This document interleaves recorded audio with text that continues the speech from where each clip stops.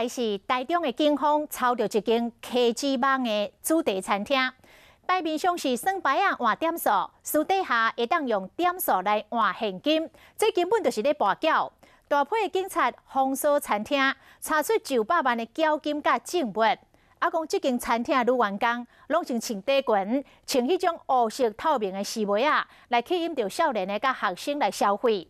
警察怀疑，恐惊有学生误入博缴的陷阱，欠缴销。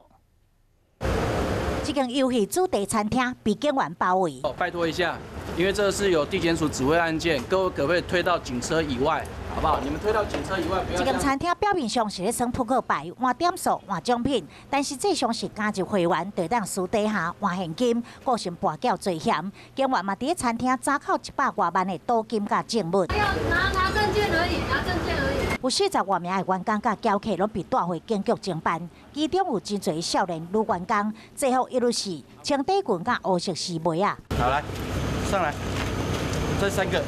用美女荷官来吸引少年人甲学生族群来消费，警方就惊这学生囡仔误入博缴的陷阱，欠大笔的缴销，所情了后大扫除，会搁再继续追查，甚受学生受害。